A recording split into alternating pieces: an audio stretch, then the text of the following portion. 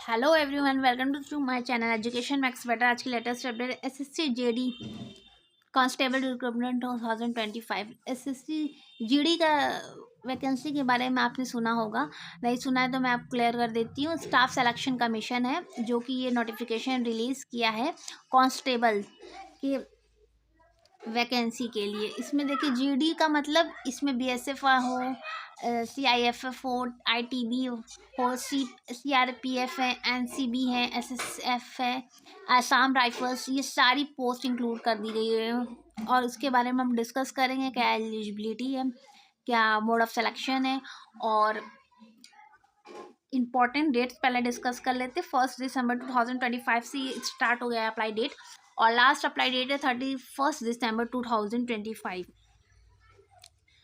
और आपको लेट फ़ी पेमेंट का एक दिन 1 जनवरी 2025 को आपको टाइम दिया जा रहा है, आप ताकि अपना लेट फ़ी पेमेंट कर दे। करेक्शन डेट दिया है, फॉर्म में कुछ भी मिस्टेक आपने किया हो, कुछ भी भूल चुक हुई हो, आपने गलत इन्फो दे दिया हो, तो आप उसको करेक्ट कर सकते हैं। 8 जनवरी से 10 जनवरी तक आप उसको करेक्ट करके फाइनल सबमिट कर सकते हैं। प्री एग्ज़ाम की डेट भी ऑलरेडी रिलीज़ कर दी गई, फरवरी अप्रैल 2026, मतलब फैब्स और अप्रैल के बीच आपका कभी भी एग्ज़ाम हेल्ड कर सकता है प्री वाला। एडमिट कार्ड वगैरह आप फॉर्म फिल करेंगे, आपको नोटिफिकेशन मेल के थ्रू मिल जाना है, ठीक है। और रिज़ल्ट डेट भी मिल जाएगी आपको मेल के थ्रू। तो एप्लीकेशन फ़ीस देखिए, इसमें जनरल EWS OBC 100 ओनली 100 फी है फीस, वो भी जनरल EWS OBC वाले। ST SC फीमेल कैंडिडेट्स के लिए तो निल है, मतलब ज़ीरो फीस है, कोई फ़ीस नहीं है। हाँ, करेक्शन चार्ज अगर दिया गया है, फर्स्ट टाइम आपने करेक्ट किया, कुछ भी गलती से फॉर्म फिल कर लिया और आप फर्स्ट टाइम करेक्ट करें तो 200 रुपये आपको चार्ज देना होगा, मतलब 200 चार्ज लगेंगे पहले करेक्शन का। सेकंड टाइम अगर आप करेक्ट करें, मान लीजिए आप कुछ भूल गए, फिर दूसरी बार आप करेक्ट करने लगे, तो आपको 500 उसके चार्ज देने पड़ेंगे। पेमेंट देखिए ऑनलाइन होना है। तो देखिए, आप फॉर्म फिल करते समय बहुत ध्यान दिया करिए, क्योंकि फॉर्म फिल करने में मिस्टेक होती है, तो एक आध दो बार क्रॉस चेक कर लिया करिए। फाइनल सबमिट करने के पहले भी दिया जाता है कि आपको कुछ भी एडिट करना है तो आप एडिट करके करेक्ट कर सकते हैं, क्योंकि ये करेक्शन चार्ज ले रहे हैं, तो इस बात का आपको ध्यान रखना होगा। आप चैनल पे आए हैं पहले तो चैनल को लाइक सब्सक्राइब और शेयर करिए, और नोटिफिकेशन बेल ऑन कर दीजिए। देखिए, मैं ऐसी वैकेंसी कवर करती हूँ जिसमें फ़ीस कम हो, एज ज़्यादा हो, ज़्यादा से ज़्यादा लोग अप्लाई कर रहे हैं, ह्यूज वैकेंसी निकले, पोजीशन ज़्यादा हो, तो मैं ऐसी ही वैकेंसी देखती हूँ, रिसर्च करती हूँ। वरना वो वीडियो तो मैं डेली वैकेंसी पे बना सकती हूँ, कुछ ना कुछ वैकेंसी डेली आउट होती है, मैं उस पर वीडियो कवर कर सकती हूँ। बट ये रहता है मेरा फोकस जिसमें ज़्यादा से ज़्यादा लोग अप्लाई कर सकें, ज़्यादा एज क्राइटेरिया हो, जिसमें फ़ी कम हो, ताकि सबके लिए इजी इजी इजी हो चीज़ें। देखिए, एज के बारे में डिस्कस कर लेते हैं। मिनिमम एज 18 मांगा गया है, मैक्सिमम 23 ईयर्स मांगा गया है। मतलब अगर एकदम आप यंग हैं, 10th पास आउट हैं, 12th पास आउट हैं, एकदम अभी 22 23 वाले हैं, तो आप इसमें आराम से अप्लाई करिए। देखिए, टोटल पोस्ट कितनी अच्छी दी गई है, 25,487 टोटल पोस्ट दी गई है।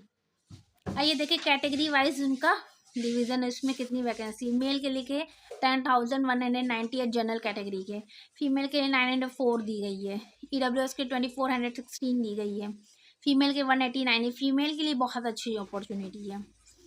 और देखिए, एलिजिबिलिटी देखिए, मैंने कहा 10th pass out, only 10th pass out हो, मिनिमम आपका 10th किया है, आप आराम से अप्लाई करिए, कुछ सोचना नहीं है।